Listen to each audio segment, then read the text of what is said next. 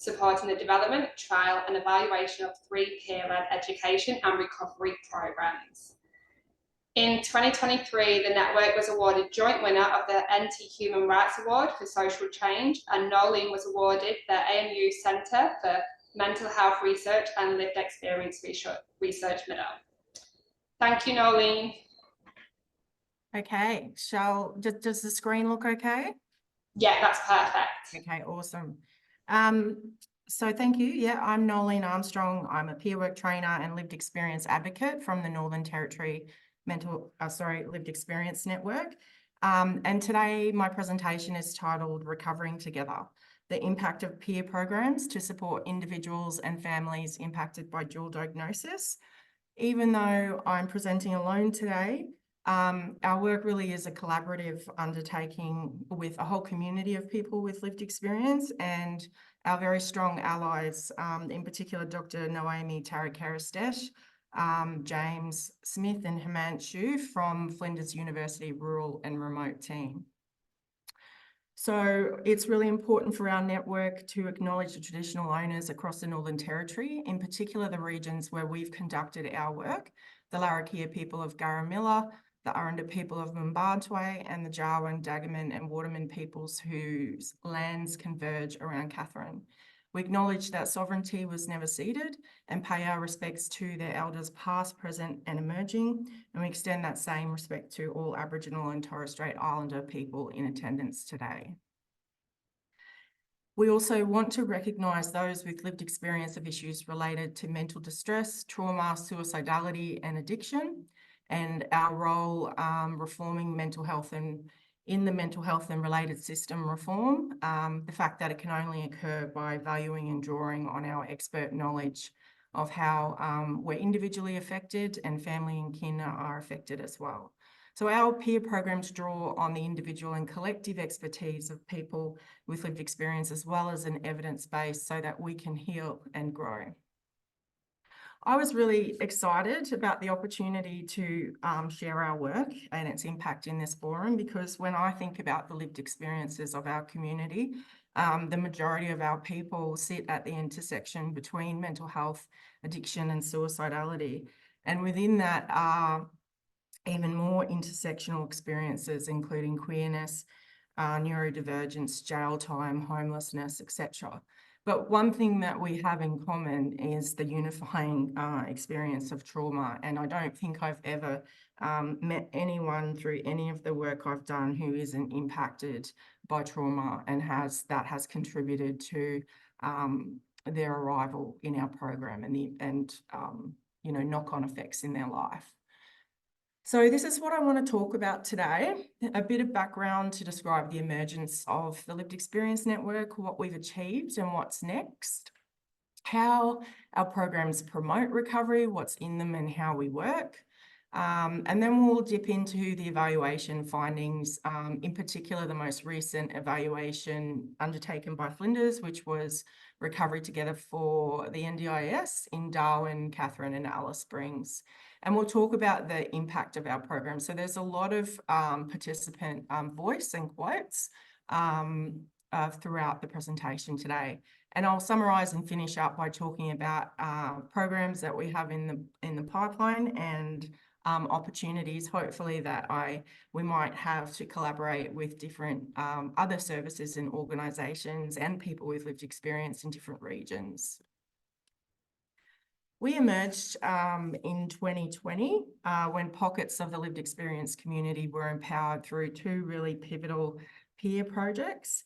The NT is the only state or territory that doesn't have a lived experience peak body, and our network ultimately seeks to provide a joined up collective and independent and representative voice for Territorians with lived experience, and a voice that can be harnessed for system transformation and reform.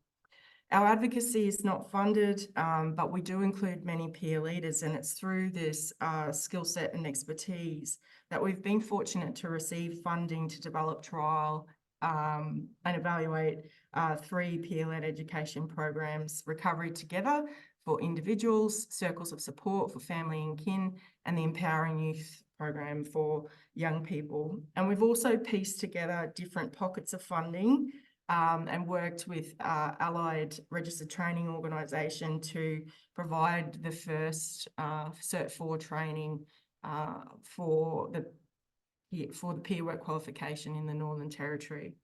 Today's presentation is going to focus on recovery together. So this is to give you a bit of context in the bigger picture. The Darwin peer-led education pilot in particular was the project that really empowered our community, and it really was the birthplace of the Lived Experience Network. So the PLEP, as it's known, involved the pilot and evaluation of an interstate peer-led education and recovery program that was called My Recovery, a licensed program to Wellways Australia. And the project also involved the delivery of non-accredited peer work training and the early development of recovery together. And that was undertaken at the Mental Health Coalition. And then it was participants of those programs that went on to enrol in the Northern Territory's, I guess, what became ultimately the first locally provided Cert 4 in mental health peer work. And in parallel, we secured funding for the development of our 3 peer programs. So Circles of Support, Recovery Together, and the Empowering Youth program. And that came through different pockets and was done with the support of different auspicing organisations. And it was the former participants of the PLEP and the inaugural group of the Cert 4 students who co-designed and were employed to facilitate our first peer programs. And it's through the delivery of our peer programs that we've been cultivating our next cohort of peers, and they'll be mentored and supported to help us deliver our next programs relating to, new and different pockets of funding. So throughout all this time, we haven't had a continuous source of funding, but what we've done is slowly piece together and build programs, a vocational pathway, and hopefully moving toward, stability in terms of funding. In regards to the new programs we have emerging, what of most significance is the fact that for the first time we're able to actually employ some local peers in Katherine and Alice Springs. So that's our goal, is to kind of repeat what we've built in Darwin in those other regions. So today's presentation will cover the main findings of the evaluations of Recovery Together. In particular, the latter project that ran in Darwin, Katherine and Alice Springs. I don't think it's going to happen, but if by some miracle it does, we might be able to drop in some evaluation findings for Circles of Support. And we'll also use the presentation today, or I will rather, to share some of the images of and work undertaken by our participants with their consent. A little bit about Recovery Together, the program itself. It's a balance of psychoeducation, recovery activities, and peer support. So we have 2 to 3 facilitators per program, and groups are 7 or more adult participants. Sometimes we've had up to about 20 at a time, a very large group. And those participants have a combination of lived experiences. During programs, we connect, we discuss, we reflect, we're creative, we share knowledge, both lived experience and evidence-based. We reimagine ourselves, but most importantly, we have fun. Programs are delivered over 10 3-hour sessions in urban settings, and we feel that for participants from remote communities, 15 or more sessions works well, just because it provides time for deeper connections. We have that time to explore more concepts creatively, and however, we're still covering the same concepts and learning in the program.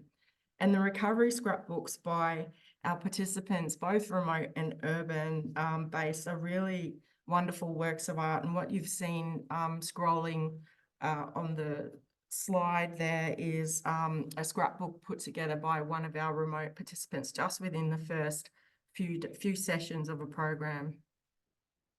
So it's in this session that we deliver our learning, and our psychoeducation is trauma-based. It's delivered through the lens of understanding trauma and its impact. So we like to say the core themes of the program are self-awareness, knowing oneself, what matters to me and what I need, and self-regulation, knowing what helps and what I can do to have my needs met. So we use a brain gauge to explain dysregulation into a fight, flight, or panic state, which is what we call the red zone. And we use at the other end of the brain gauge is the blue zone, which we use to describe a freeze or dissociative state.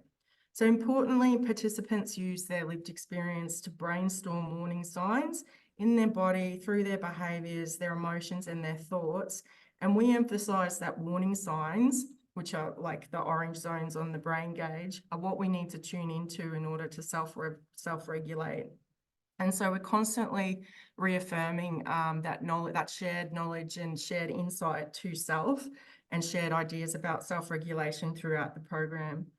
We extend that by looking at the window of tolerance and how the impact of trauma can reduce our window of tolerance, and the link between dysregulating and addictive behaviours is a really important part of our learning. And we've created methods to explain, some quite complex models, including the World Health Organization social determinants of health. And the reason that we have models like that in our program is so that people can have compassion for their experience, and it also fosters non-judgment between, our participants who come from really diverse backgrounds, nationalities, community groups, experiences.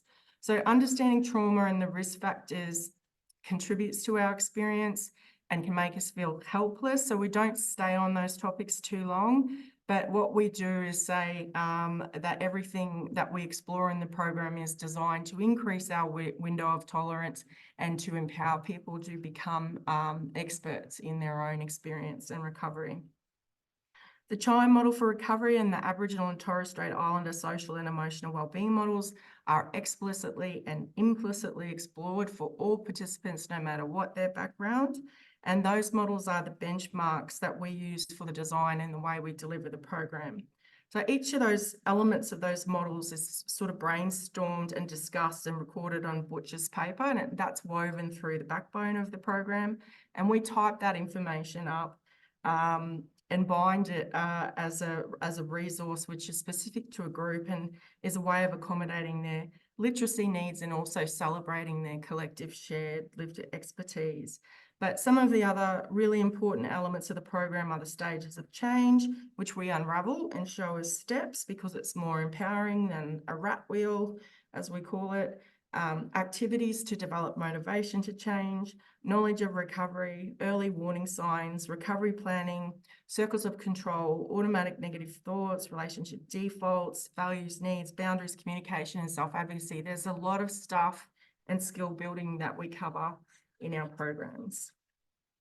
I want to just focus for a moment on that CHIME model so people understand the evidence behind it. It comes from a paper published by Leamy in 2011, and they basically, through a systematic literature review of accounts of people talking about their own recovery, they identified all these enablers for recovery, which they organised into the 5 domains of CHIME. But the one thing I want people to take away, if it's the only thing from today, is that personal responsibility and control over one's life are the strongest indicators for recovery, with more than 91% of people reporting that that is what is one of the aspects that contributed to their personal recovery journey. So people really need to be empowered in order to take a driver's seat in their recovery. And peers naturally work from a strengths-based, we focus on what's strong, not what's wrong. And that, while peer work might not be specifically referenced across that diagram, we kind of feed into all those different enablers for recovery. Circles of support, our program for family and kin, is very similar to Recovery Together, except the cohort it's intended for. So participants cover a lot of the same material, but this program is really focused on empowering and the mental health and well-being of family and kin. And the exploration of material is complemented by carer-specific information and activities, one of the most important of which is shown on the screen, and that's the family stages of change model by family drug support, which is a lot like a grief model. And our goal for participants throughout the programs or for family and kin is to move them out of that denial, emotion, chaos and control and into a state of coping. Just a little bit, both Recovery Together and Circles of Support are co-designed by people with, the evaluations are co-designed by people with lived experience. The evaluations have a mixed method approach. So there's individual interviews where people are responding to the evaluator and sharing in their own words their experience and the impact of the program.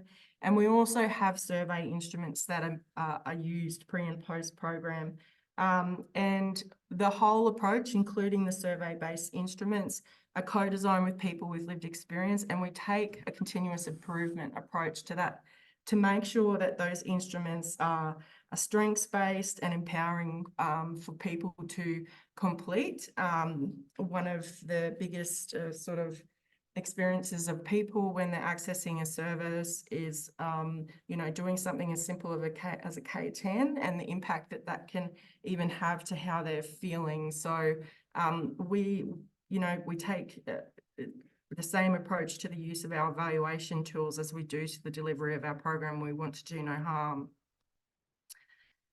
So let's have a look at some of the findings to come out of the evaluation. And on your screen are direct quotes from participants about their background. I mentioned the prevalence of dual diagnosis experiences and the unifying experience of trauma that prevails in our community. And you can see that referenced in those 3 quotes. I'm not going to read these 3 particular ones on this slide. I'll ask you to do that for yourself. Our participants also come from very diverse backgrounds. So cultivating a psychologically safe group environment, as well as connection within our groups, is pretty much our number 1 priority and sets the scene for the whole first session. Given that participant backgrounds and experiences include suicide attempts, hospitalizations, dual diagnosis, homelessness, queerness, neurodiversity, and incarceration. So those interpersonal relationships need to be set up safely.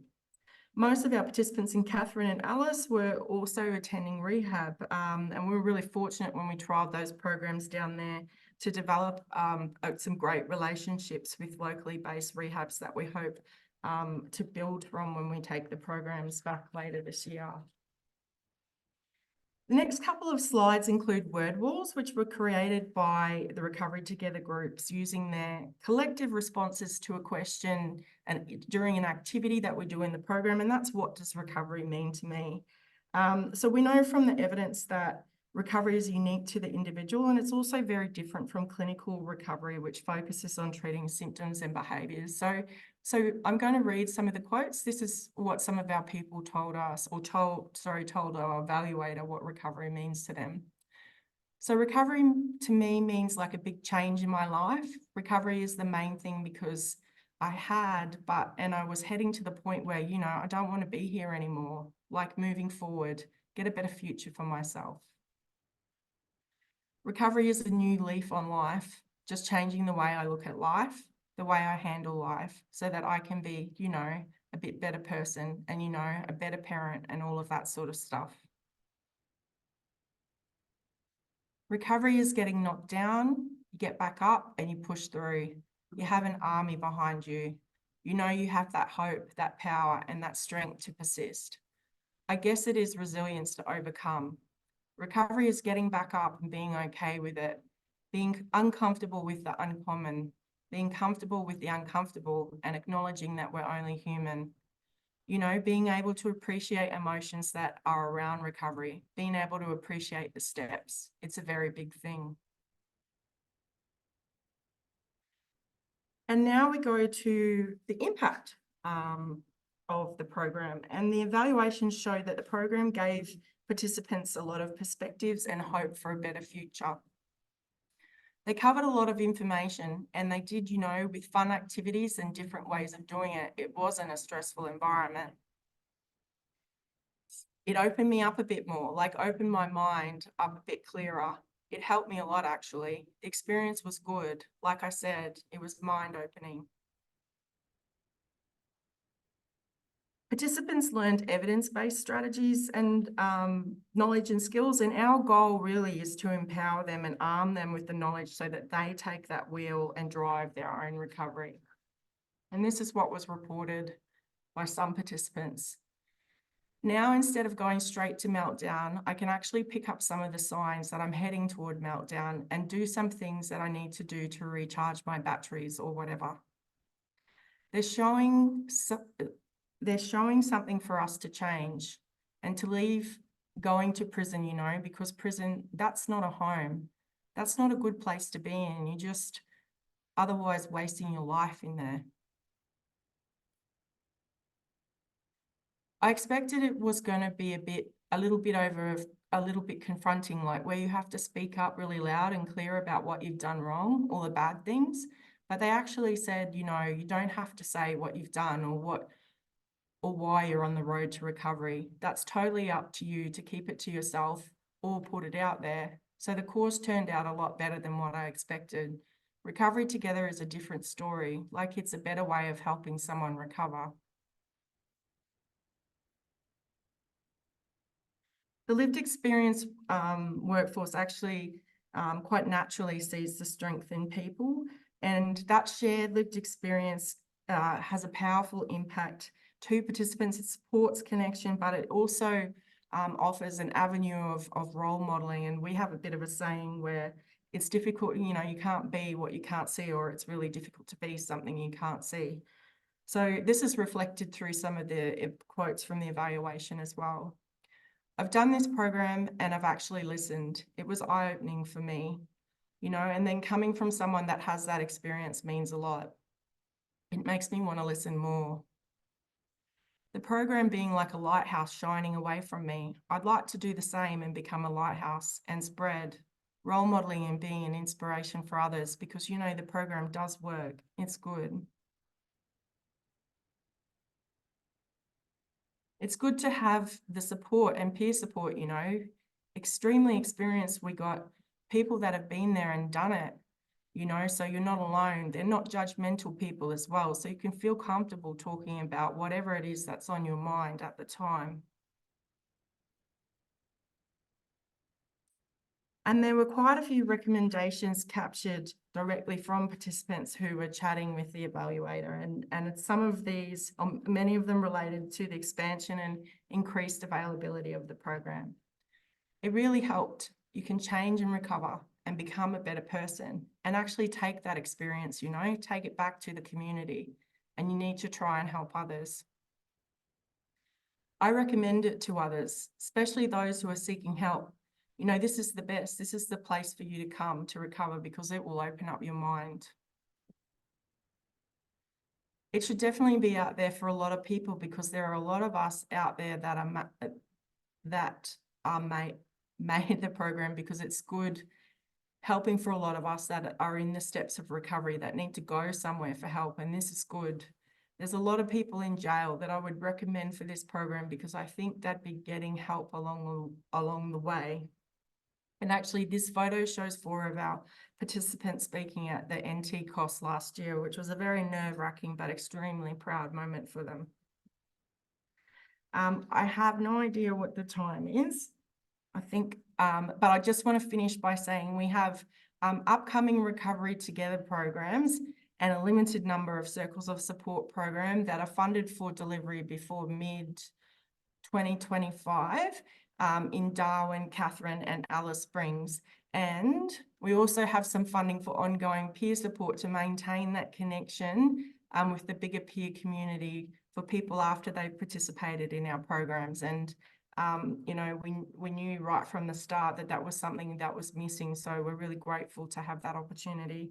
And I just want to say thank you to the funders of programs that we've had to date and those into the future. So NTPHN, Alcohol and Drug Foundation, Department of Social Services, Community Benefit Fund, and I may have missed some, but please do get in touch if you want to stay abreast of what we're delivering and where, because you know, the people we support really benefit that way, and we can help bring the programs to life.